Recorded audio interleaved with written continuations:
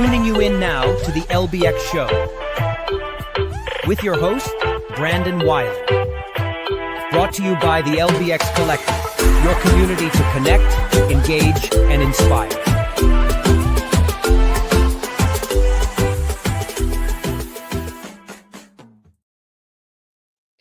All right. Well, welcome everybody to the LBX show for January 25th, 2026. We have a really good show lined up for you today. So first, we're going to dive right into a brief news you should know, and then we're going to roll right into a guest gab with Barry Zelickson. He is the former IAAPA Brass Ring Top FEC of the World winner for IAAPA, and he is also the founder of Fun Across America. We've had him on before. We've talked about Fun Across America. It's funacrossamerica.com. And they go around and they like check out all these other cool like places, and they do little videos on them, and they post them on YouTube and everywhere else. And so that's Fun Across America. And then he's also a current FEC committee member for IAAPA, and also this judge for the Brass Ring Awards this year for their FEC awards. And so we're going to be discussing this year's round of finalists for the top FEC LBE awards. We announced what they were on the show last week, and so now we're going to just dig into them and just touch on each one a little bit further. And then to close us out, we're going to hear from Kevin Williams with Open and Shut to review all the latest openings and very few closing trends from this last week. So with that, we'll dive right into some news you should know.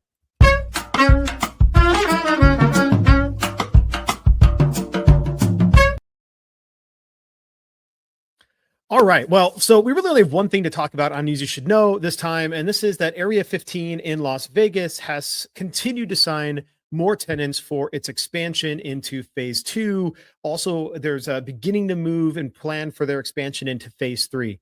So they began in phase 2 with announcements with the Universal's Horror Unleashed, the John Wick Experience, and Interstellar Arc. But they've assigned a few new tenants that they are bringing on, which is going to actually be a total of 12 new experiences that are all due to open at Area 15 in 2026. So I know we're going to be there coming up in just a couple of weeks at Amusement Expo. A couple of weeks, yeah, it's kind of like 6 weeks. So Amusement Expo is like about 6 weeks from now, and I'm certainly planning to go to Area 15 to check out John Wick, Universal Horror Unleashed, Interstellar Arc, and all the other stuff that they got there. So I'm taking actually probably a whole extra half day to just make sure I spend some time and check out some of these new attractions in Area 15.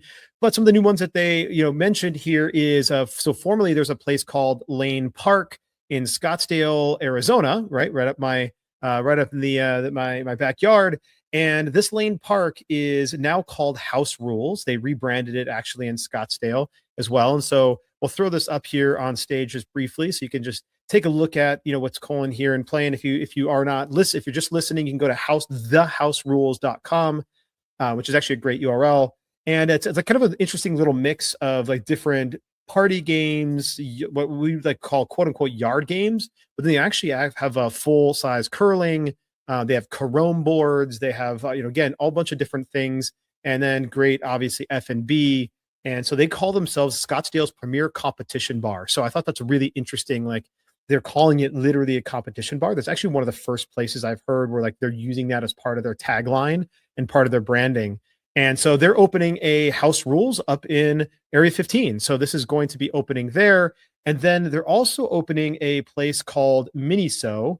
And now this isn't necessarily my MO, but Miniso is a retail environment where you can basically get a bunch of different retail items that have like a bunch of different brands. So like they have Zootopia, little plushies and animals and stuff. And they've got different little mini experiences. I wouldn't call them like all the way in the far camp side. They're kind of like really just like a retail environment that's kind of cutesy and whatever. I don't really get it. Again, it's not my thing. I don't need to I'm not a Labubu guy. But whatever, like they have a bunch of different one-piece items here, which you can see like different pillows and things. And so they're adding a Miniso outlet there.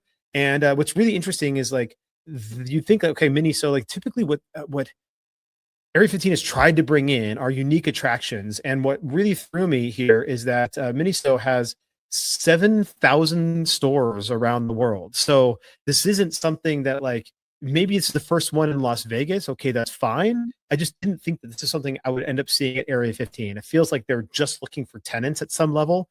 And so they decided to do this. And so anyway, it's a little bit disappointing to me if you ask me. That they're going to bring in something like Miniso that just doesn't seem to be super unique. But look, whatever. They have different IP collaborations with Disney, Marvel, and Harry Potter, etc. And so, all right, that's fine. They're also going to have some other F&B outlets coming. So one of them is called The Bowl, which is kind of really interesting. I'm looking forward to this. It's a new concept, which it basically features state-of-the-art robot chefs that cook food in front of the guests. So you actually get to watch the robot work, a little bit like Tony, the cocktail robot that you get at Sandbox VR, and you've seen it in a few other places. They're also going to have the largest ever museum of ice cream. I think we've already covered the fact that they're launching a museum of ice cream. What I didn't realize is that it is the largest museum of ice cream around the world. And apparently it's going to have the first ice cream buffet. It's also going to have ice cream themed hotel suites attached to this. And then obviously their famous sprinkle pool and pink party bus and everything else. They're going to add an iFly indoor skydiving as well. And so, look, Area 15 is getting packed. And I thought the quote that was really interesting to me is this is from Winston Fisher, the CEO of Area 15. And the quote he says is, quote, Area 15 is designed to surprise people every time they walk through the door.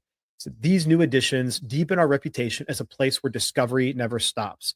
So I didn't know that was their main purpose originally. I thought they had a whole different vibe, like going with the original Area 15, but apparently they've evolved their vision to be a place where discovery never stops. Now that would be actually a really interesting tagline if they could actually use that and put that in their marketing. I haven't seen that actually in any of their marketing yet, but there's definitely the vision there where they want people to have something new every time that they show up at Area 15. So they are clearly doing that with all these new additions. And we will certainly get to see more when we go to Amusement Expo and check that out. All right. Well, that wraps up News You Should Know. Coming up right after this is Guest Gab with Barry Zelickson.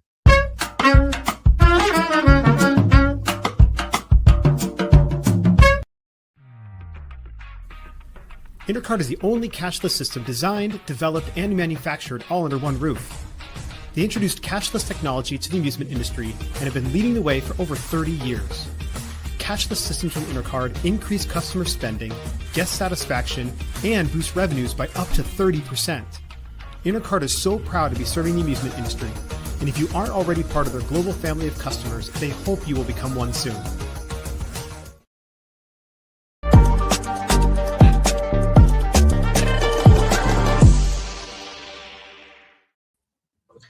All right, Barry. Well, welcome to Guest Gab on the LBX show. Good to see you again, even though it's virtual. Good to see you in a couple of weeks. Yeah, too. a couple of weeks I'll be in your neck of the woods. I'm excited for that. Yeah, exactly. And so, all right. Well, we're here to obviously talk about the IAAPA FEC finalists. IAAPA. I guess what FEC of the year now. They're not doing world anymore. They used to do Yes. You were an FEC of the world recipient, but I guess now it's just FEC of the year. So there we go. Well, yeah, but they added a whole category. You got the LBE and the FEC, so it's expanded. Yeah, they did add the whole category, and I was a part of that chaos. So we were not going to go into the full history of that necessarily, but we will talk about the LBE, and maybe we'll talk about what actually qualifies as an LBE. So we'll see. But before then, let's jump into the different FEC finalists. So we've got Hupalupa, Istanbul. So you were actually, obviously a judge for the FECs. I don't know if the LBEs, but a judge for the FEC finalists. And so we'd love to, as we talk about each one of these, and Hupalupa, I'll pull up their site here in just a minute. But what are some of your thoughts around what in your mind, what qualifies as a good solid finalist for this award? Well, it's interesting for judging. It's hard for people to get a sense on the judging of how you look at a facility, because the criteria is pretty extensive for what you need to do to apply. And as a judge, you get a whole presentation from each of the facilities. So it's not like you're just looking at a website or, they have a whole list of requirements that they have to submit. And so you're comparing each one of those to all those elements. So there isn't really, a particular one element or another that would drive one to the top.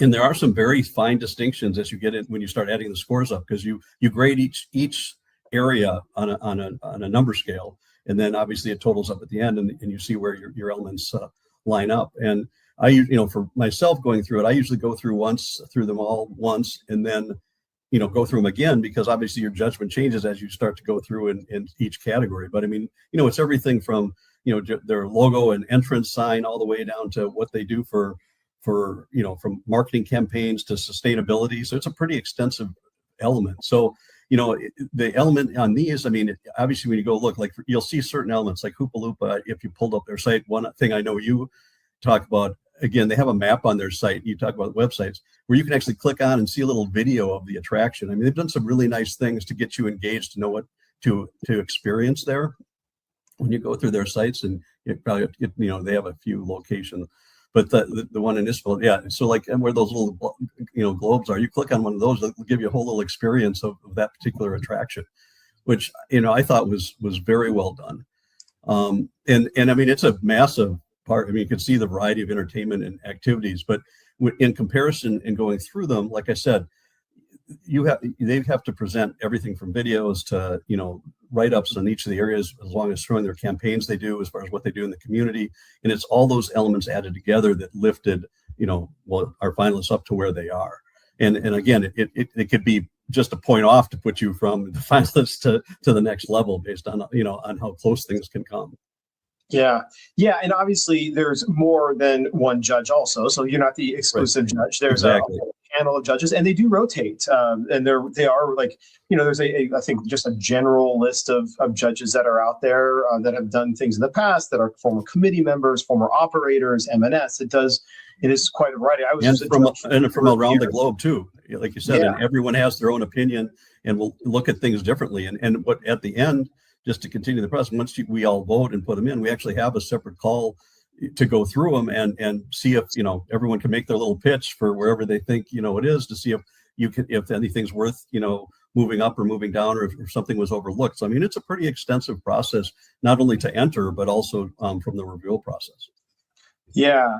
And, I thought that this was an interesting one. I mean, again, like it's all does depend on who has submitted, right? So they have to go and they have to fill out their application. So it's not like, the IAAPA FEC committee is going out and like looking at every single FEC out there and selecting the ones they think. It's okay, who actually submitted. And so it is out of the overall applicant pool.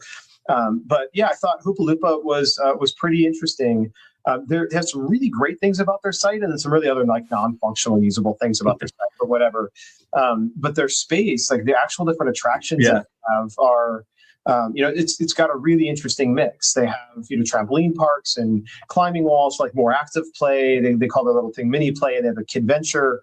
But then they also have like just more classic FEC attractions like bowling, video and simulation games, right? And it is definitely a all-encompassing multi-zone play experience is what they put together. And again, I think they it's large. They did a nice job to map it out and provide that information. And I said from all the campaigns, and it's not even just we look at all the attractions they have, and we look at again their facility and everything from the bathrooms all the way to what, like a bunch of campaigns, but it's also the technology. What technology are they using? How are they doing anything from a loyalty standpoint? All the different elements to bring into this park to make it user friendly and drive their attendance. And that's all spelled out, pretty detailed in what they submit. Yeah. So I've been curious because, we also have the next one that's on the list here is Spy Ninjas HQ. And so we've got a little video playing for those who are just listening to it. It's just kind of rolling around in the background. By the way, I love the Fruit Ninja. The Fruit Ninja.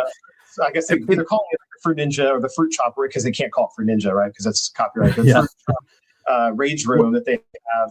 But they've got a really interesting, like quasi active play, but yet at the same time they have axe throwing and some escape rooms and stuff. It's really coming, and it's a unique facility in its own right. I mean, one, you look at how it came to be. I mean, Spy Ninjas has a huge social media following. I think combined with all their channels, they have 40 million followers. So they have a huge base that they built up. And this was actually a studio that the building they bought and then converted it to use this space as this entertainment center. So the way it came to be is incredible, but you talk about what do you look at when you're looking at facilities.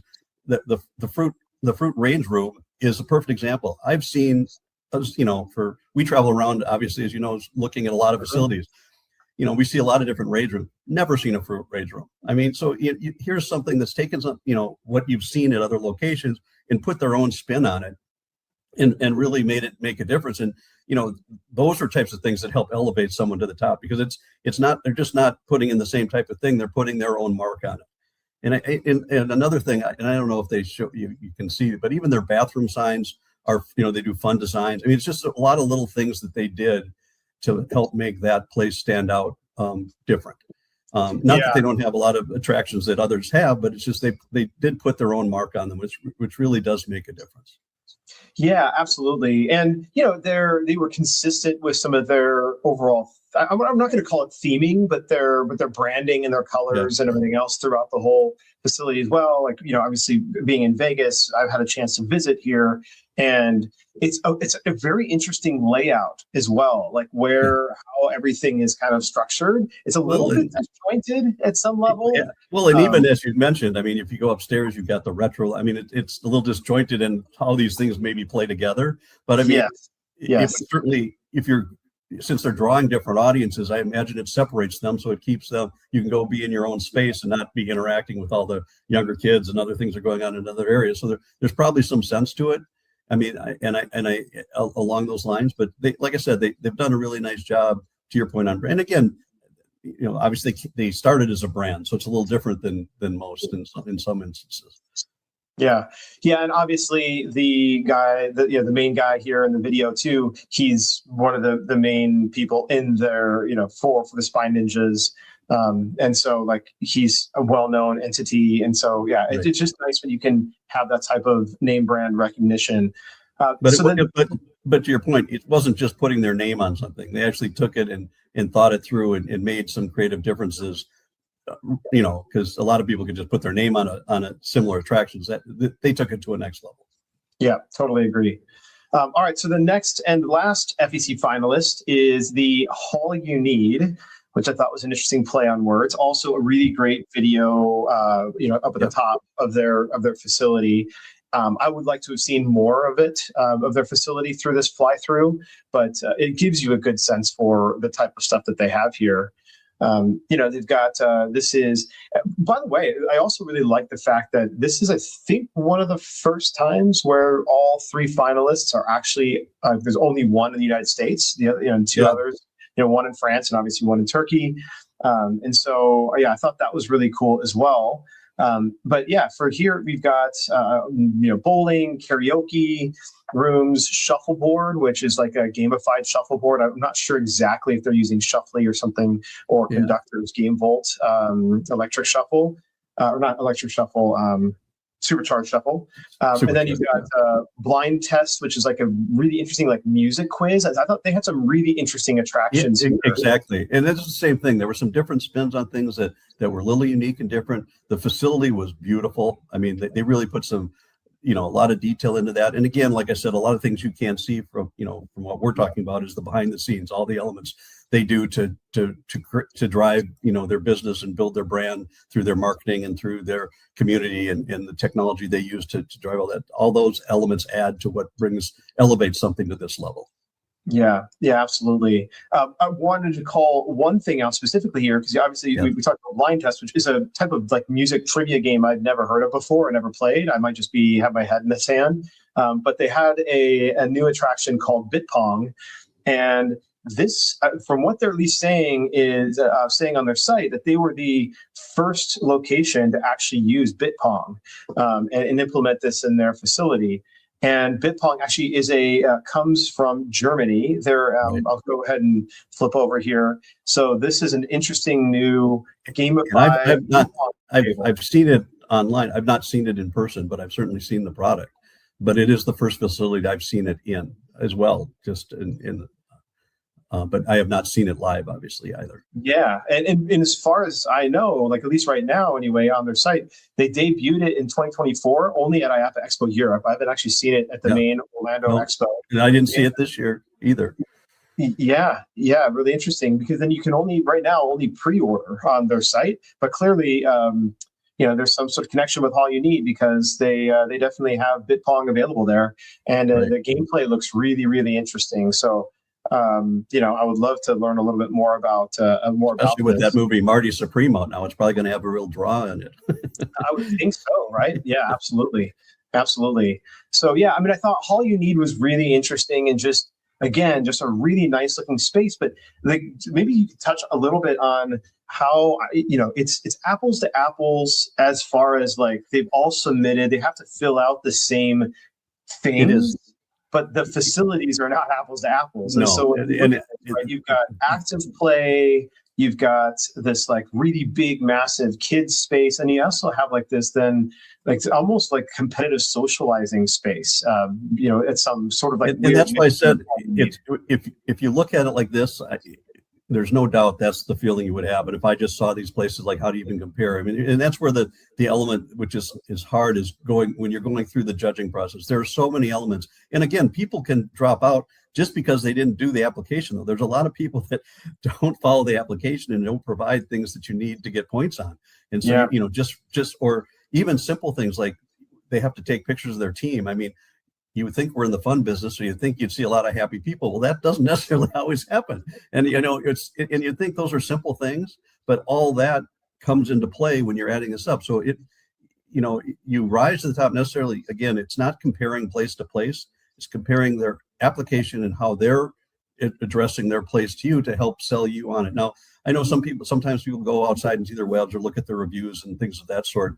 I tend to drive mainly on what they provide, because that's, I can't be there. I think in the past, they actually used to send secret shoppers out to the locations. Yeah, they did. I think it was something that I really pushed on when I was a committee chair.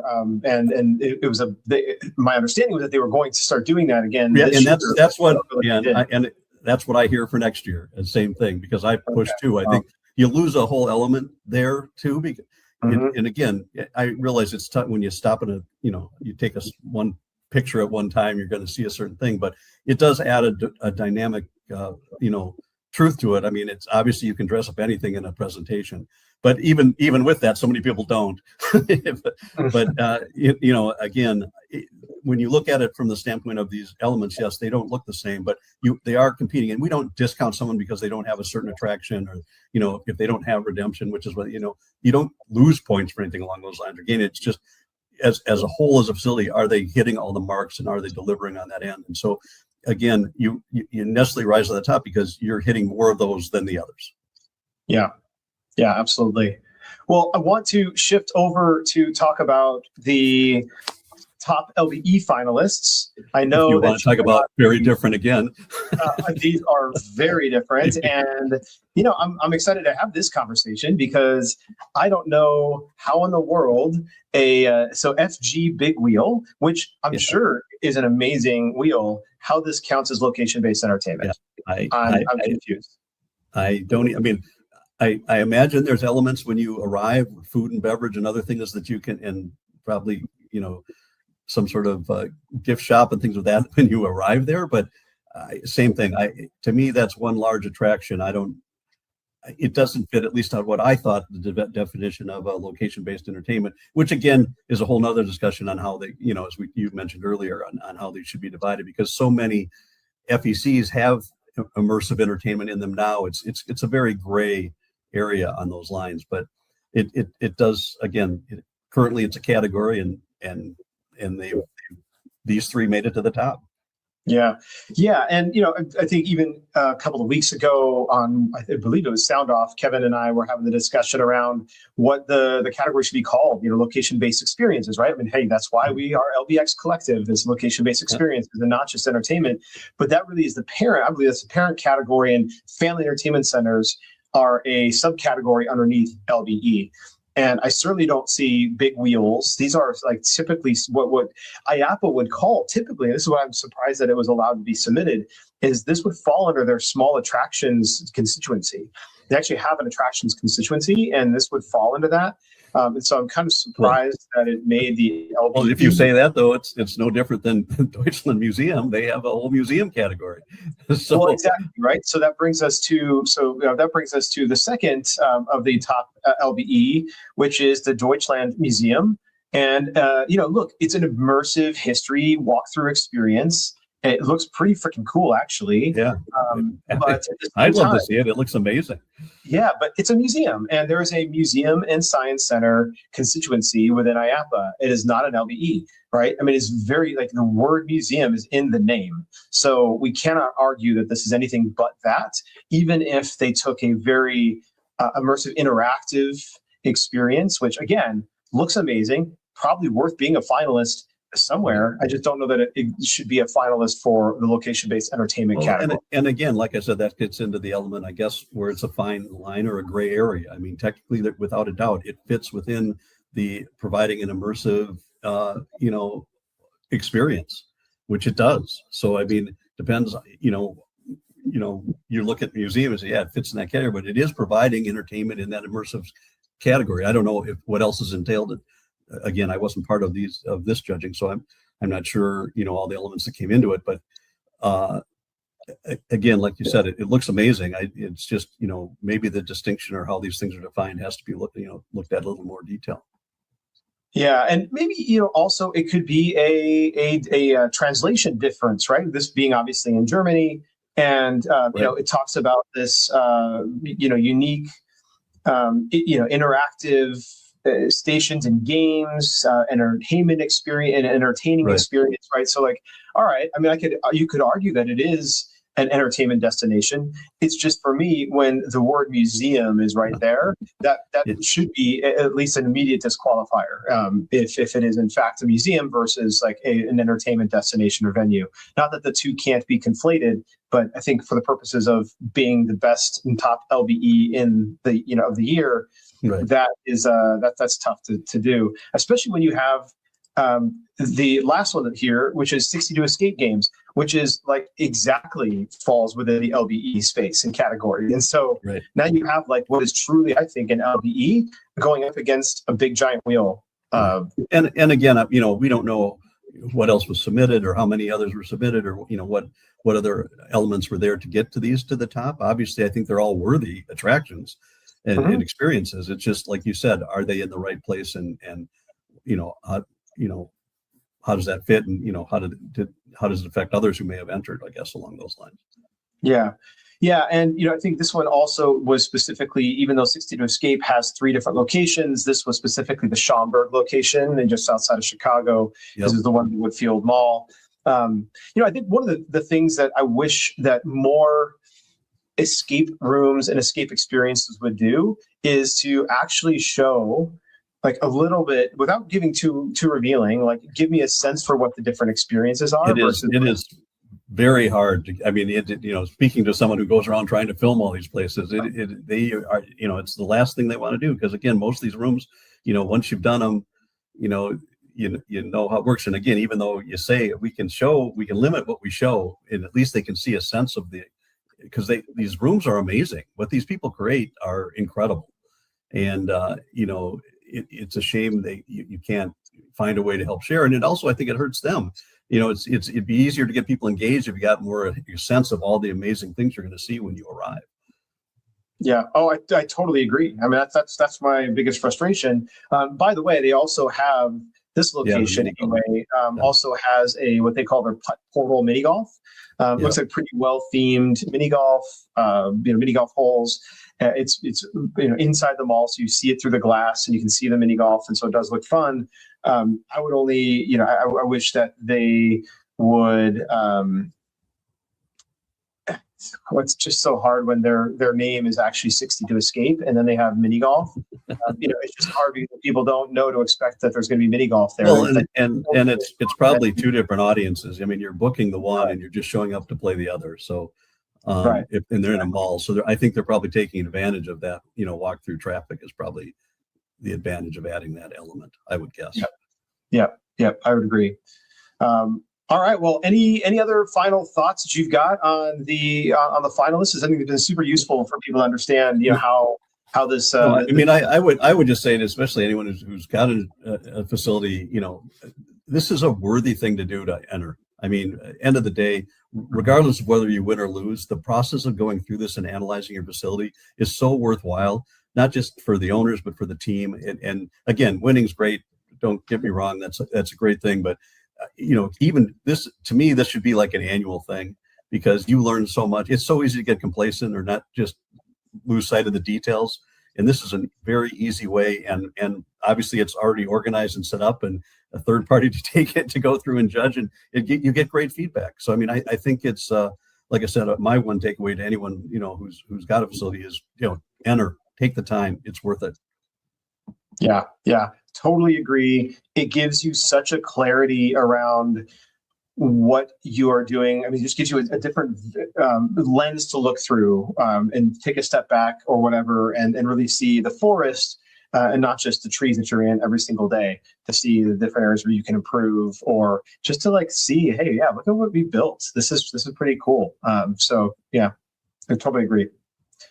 All right. Well, Barry, where can, if somebody wants to get in touch, you've got this little thing on, Fun Across America, whatever, something like that. Yeah. Some channel, Fun Across America. Yeah. Check it out. We visit a lot of facilities. You want us to check you out, reach out. We try to, again, there's so many places out there. We do our best to try to find unique and fun places, and very different. Just like this, you go to our site, you're going to see a lot of different places that are all very unique and provide some, great entertainment, and most importantly, fun, plus the name. So, yep. Please give a shout. And Brandon, thanks for inviting on to talk about it. Like I said, I believe, strongly in this FEC of the Year and LBE of the Year awards, and it was a pleasure to be a judge this year to go through it. Yeah. Well, thank you so much for taking the time and walking us through it. And, those who are not looking at the screen, you can find little glimpses of Barry every once in a while in videos hosted by Nate. And that is funacrossamerica.com, or YouTube. Just go to youtube.com and search Fun Across America to see all the different cool videos and places that they visit every single year. So, Barry, it's been a pleasure. We'll see you on the next Guest Gab. All right. Sounds good. Take care, Brandon.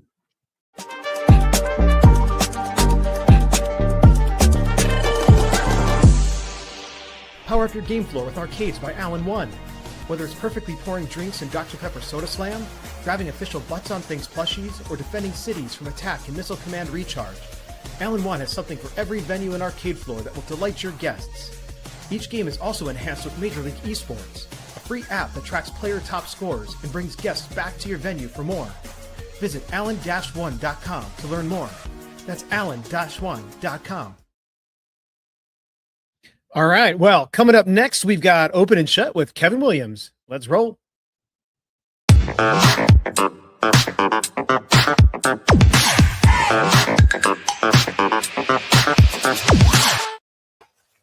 Hey, a big hello to everyone to this latest Open and Shut. How do we find you, Brandon? Doing well. Just finally warming up here in this crisp morning in Arizona. Arizona. It's a bit chilly here in glorious London, but that is to be expected. Yeah. All right. Well, let's jump in. Well, one thing that you'll all notice that there aren't that many. This is the kind of the bounce that we see from the Christmas period towards the openings. That said, I have quite a few in the February bin about to be announced, and quite a large number in the March bin. So I don't expect this small offering to continue, but let's make use of it while we can. And so we jump in straight to the Netherlands, and we have a new competitive socializing venue. Sadly, a venue that is so brand new that they depend more on AI artwork than they actually have real photographs of, but it is what you would expect from a competitive socializing venue, heading more in the electric shuffle kind of style of approach. The Grand Shuffle is obviously going to be gamified shuffleboards, though I'm not sure if they're using off the shelf or if they've developed their own. Well, what's interesting here is, and just looking at their site, excuse me, they say actually they call it electric shuffle, which is interesting. I mean, obviously they're calling themselves the Grand Shuffle, but like on their site, their actual gameplay, they're calling electric shuffle, which, clearly isn't, but based on either these images, which are renderings, or like you said, AI, although I do think that they're probably more renderings than AI. I think so too. It does look like their own system. I don't recognize the the digital display at the end. The table looks very unique and different. So I wonder if they have created their own system and they're also calling it electric shuffle. I don't know. It would be naive of them to think that they Yeah. can just use the electric shuffle terminology willy-nilly. If they develop their own, well, this will be very interesting. We need more data. Yeah. Moving on, and we have Flat Stick Pub. Now, this is part of a 7-facility chain, and this is their latest opening in Washington, 12,000 square. It is a competitive socializing venue writ large. It has got the mini golf in there.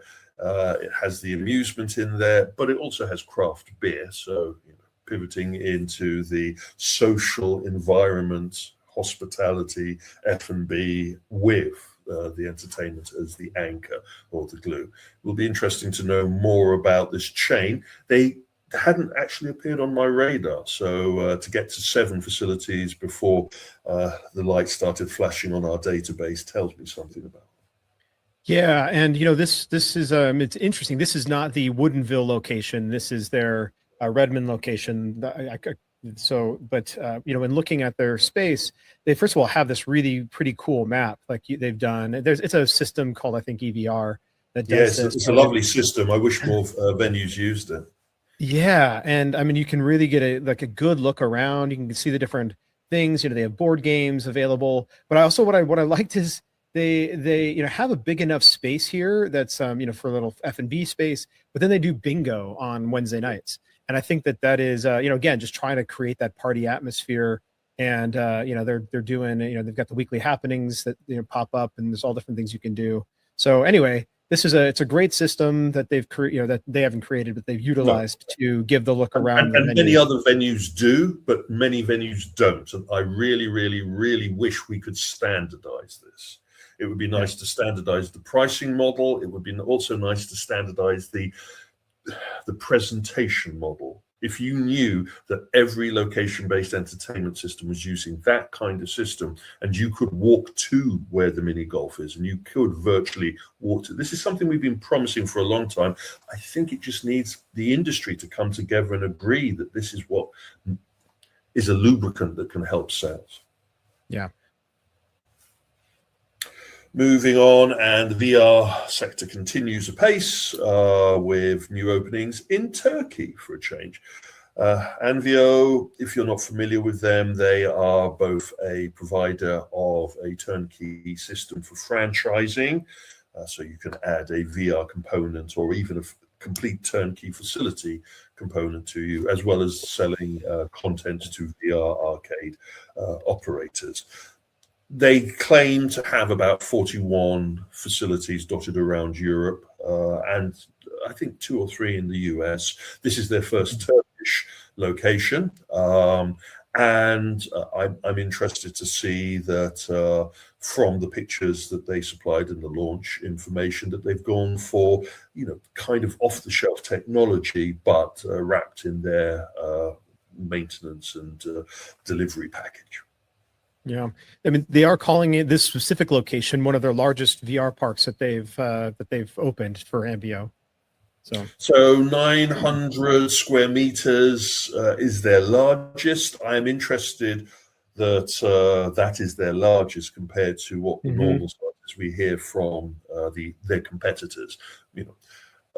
Obviously, it is bigger than what a Sandbox VR. Wouldn't be as big an as Evo. Yeah, an Evo, that's a nice one, or even a zero latency. So yeah, it is clear that this Turkish market wanted to have what I would call a mixed selection of VR. It's arenas as well as VR games. But again, it shows a company that is proving that VR still has bankability. Moving on, and we have Big Air, 19 facilities strong, active entertainment operation, and they parachuted into Texas. Texas, the crowded market. We were just talking about the closing of a entertainment trampoline active in Texas. Well, showing that there's still life in the beast. A trampoline park with their particular unique branding can succeed in this market. Understand that Big Air is not just about the trampoline. They also have amusement party rooms and climbing walls. In some of their venues, they even have some simulators. But again, we're looking at a market that is in transition. Yeah, I mean, it still is. Yeah, I mean, I guess it's the adventure park model, right? So it's got the courts. They do have a small arcade at this location, but Yes. they also have then I wonder how often these get used. They have the like a riding bull, like a bull that'll kick you off, and it shows like a little kid on it, so it's probably fairly. And I just wonder often how often that gets used. But yeah, otherwise, pretty standard adventure park that they're producing now. Once the kids have signed the liability trampoline park anymore. So once the kids have signed the liability to get into the facility, you can stick them on the bull. I don't often see the bull being added now into active entertainment venues, though the largest number of bull deployments I know about is in Texas. So it may be something to do with the water there. Either way, it is an active entertainment environment pushing forwards rather than being just wholly a trampoline site. Yeah. The one thing that I think that I'll just throw up here real quick is interesting is they have a max flight, which doesn't seem to fit. It's like they went to IAAPA, somebody like the owner did the max flight and said, well, that's cool, I want that in my facility, and decided to put that in here because it does not fit anything else across the board, especially because it's really is all active entertainment. And the max flight is not easy to get a handle of either for kids. I mean, it really is an adult attraction. It is primarily a older teenager and adult simulator, especially because of its 360 rotational capabilities and the exertion and all of that, the harness system. I would agree with you that it looks like that particular owner has said, that's interesting, let's put it in there. If you'll notice, that venue also had some ValoMotion technology. So trying to keep it relevant was the order of the day. I think that Big Air is in an interesting position because they don't leverage the trampoline heavy in their leveraging the entertainment. I would also be interested to see what their party room business is like. Yeah. Continuing, just one last thing while we're talking about this. This is Big Air going into a location and rebranding it as their own. So this is not just a brand new facility opening. This is a transition, and it goes back to what we were talking about in previous sound offs. That if you stay still, you're going to get run over. The UAE seems to be embracing competitive socializing with both hands, and SoCo is a new operation. It's just purchased the latest tech, so they're actually putting in the hot shot shotgun systems from our friends at Connector.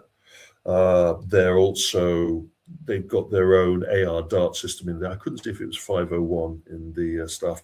They've got karaoke, they've got the bowling, and it's a very high level of engagement that they're going for, which you're seeing across the UAE installation of competitive socializing, as we see in the Indian application of competitive socializing.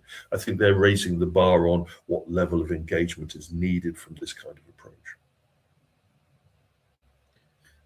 Well, again, one thing to consider when you're naming your facility is to make sure it doesn't misalign with somebody else. I literally Googled SoCo Dubai, the exact SoCo with Dubai.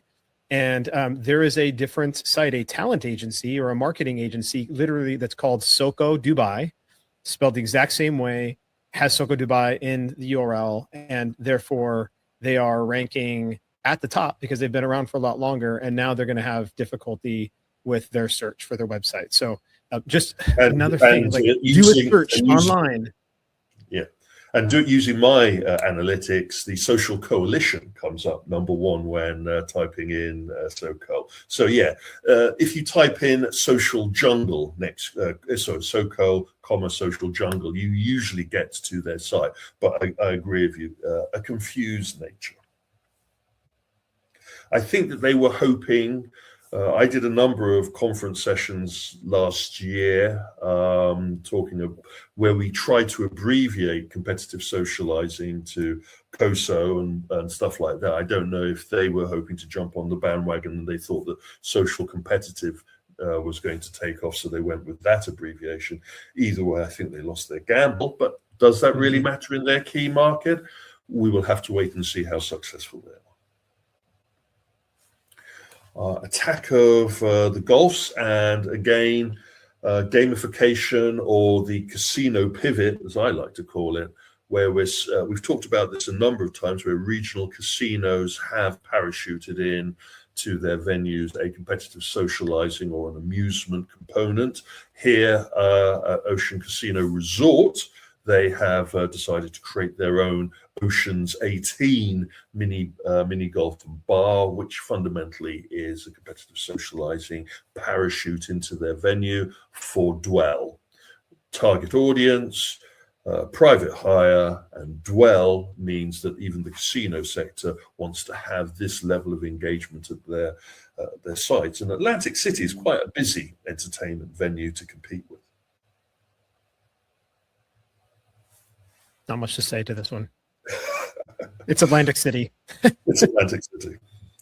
They've got money to burn. Jumping to the UK, and Liverpool has been working very hard to boost its nightlife and after social components to their city.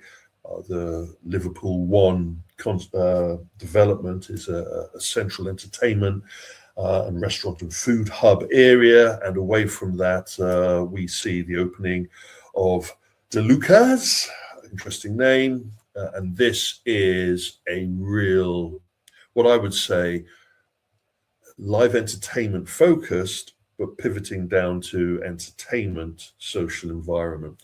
So along with the DJs and the live entertainment play space that you have available, they also include the club and the game lounge. The game lounge comprising, the shuffle boards, the techno darts, which I assume are going to be AR darts, and some American pool and all of that, while at the same time that they're going heavy on their bar and their entertainment component. Will be interesting to see if this is just a one-off for this particular locality, or if they feel that this is a vehicle that will work in other locations. Yeah, this is interesting. I mean, it looks like based on their site that they're actually there's a De Lucas in Las Vegas, that they're apparently bringing over to Liverpool. Like they said, Liverpool, prepare for arrival, new nightlife concept is crossing the Atlantic. So an LAS to LPL. So that would tell me that Las Vegas has a De Lucas that they're now moving over to Liverpool. I couldn't quite work out if it was a franchise, whether they were inspired by the De Lucas, or if this is just a brand new brand that is riding off of the back of the American location. We'll have to wait and see. I've never heard of a De Lucas in Vegas, so I wasn't either. But this could be one of those nightclubs within one of the casinos that I haven't checked out. We will have to get a little bit more information of exactly what they're bringing over to get a handle on it. And as we can see from the website, they're still just about to throw the doors open. Moving on, and we have a Zap Zone XL. There are a number of Zap Zone variants, the Mega as well as the Standard. For me, it's much more than just a FEC. It has a much higher level of engagement. This is a mule writ large, really, from my perspective. It has the bumper cars as well as the karting, which is always interesting.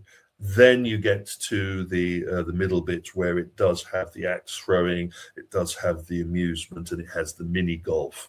So it is a fusion of various applications. They have separated their various brands across the chain, 10 facilities in, and we will keep a very close eye on this particular operation now that they've reached that magic number.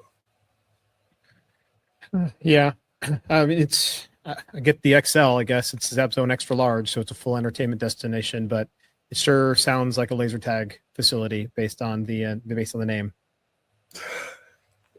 It does. From the rundown of attractions in the facility, I didn't see laser tag. No, I know. I think that's why I sighed. I'm like, you got both. You've got the name and you've incorporated a target in your name. So maybe the other Zap zones. I would have to assume the other older Zap zones before the XL have laser tag in it. It'll be an interesting observation. Thank you. Moving on, and nothing to sneeze at. 40,000 square. Kentucky gets what it's always needed: a bowling facility with an indoor golf putting range. I feel like you were being sarcastic there.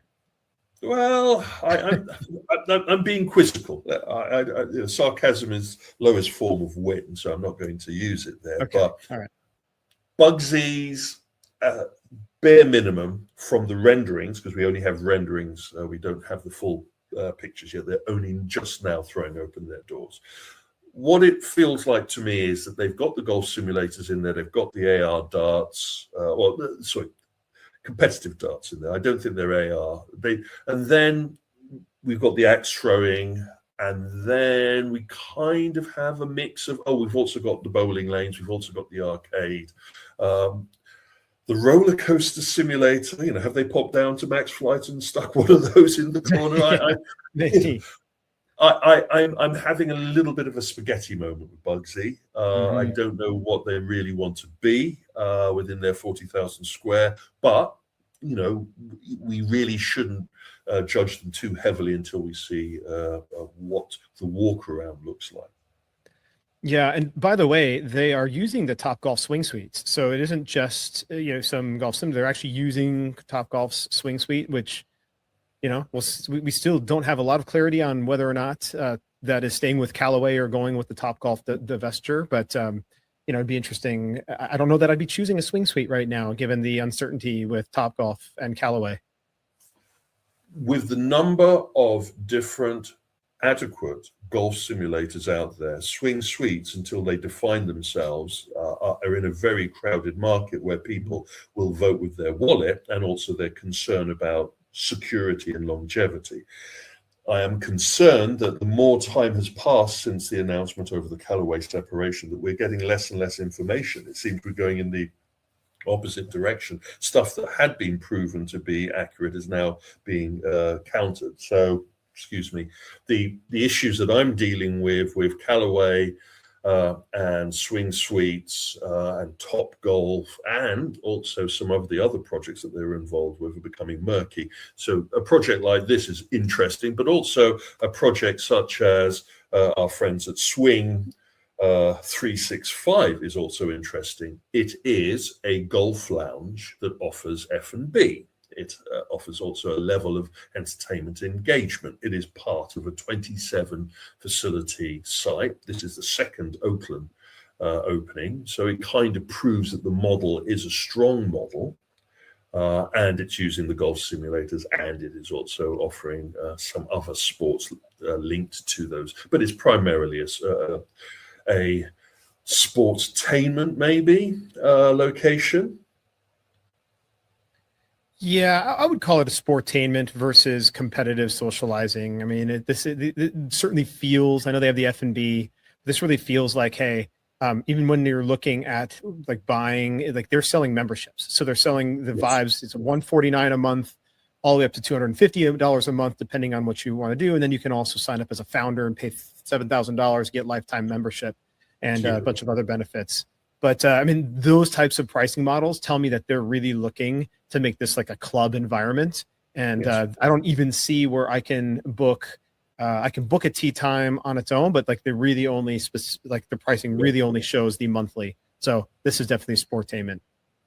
They're folks, as one person was saying to me when we were having the discussion about sportainment, that, you know, are you going to call a gym sportainment? You know, no, you're not. But I understand the model, which is we're aiming to get a membership rather than to just deal with the onesies, twosies that walk past our facility.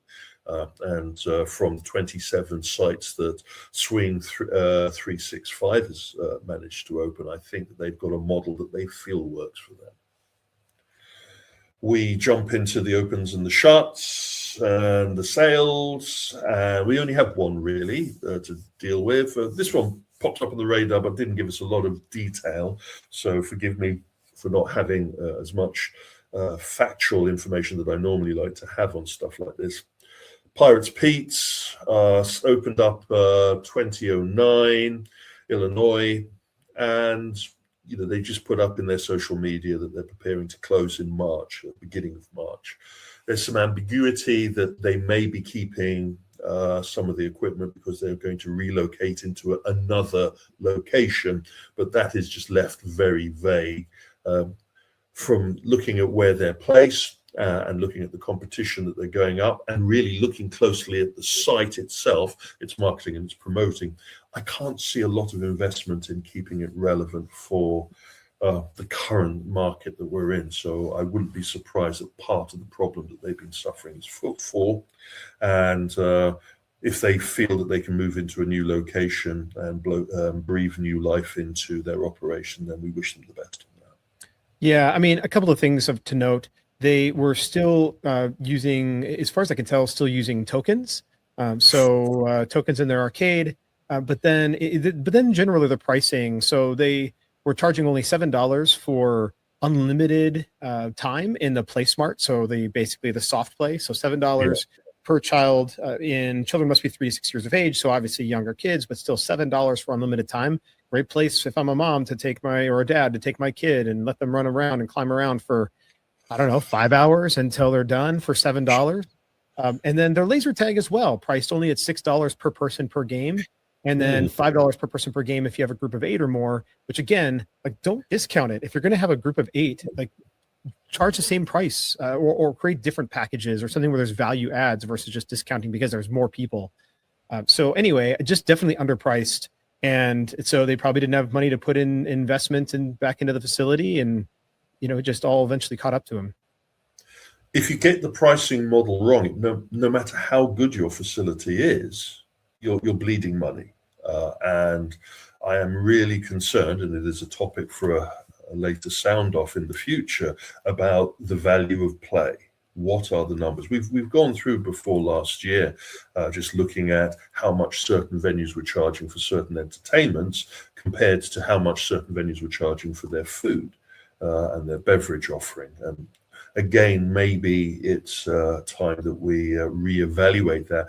Giving an eat-all-you-can deal for an entertainment facility may sound good, but your accountant's going to be pulling his hair out, as well as your mechanic, because you're detrimenting the life of your facility, you're crowding your facility, you're wearing out your facility for a very low return. Yes, exactly. Moving on to the end, and as this was a quick one, just to double plug that we have some more Stinger reports coming out soon.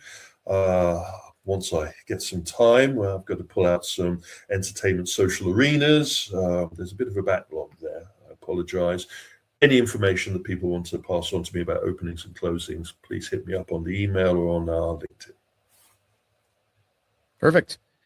All right, sir. Well, it was a short, relatively limited open and shut this time around, but we'll see how it all shapes up next week. Have a good one.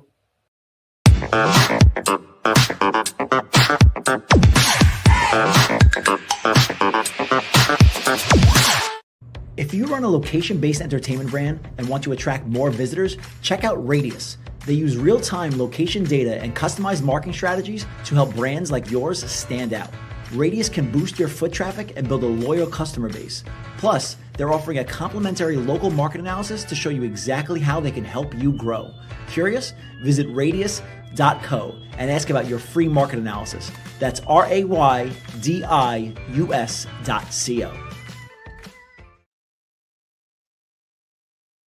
All right. Well, that was awesome. Really nice, concise show today. And coming up on Tuesday, January 27th, we have sound off number 107 with Kevin Williams. And that's a wrap for this week's LBX show. This is Brandon Wiley signing off. Stay tuned and keep kicking.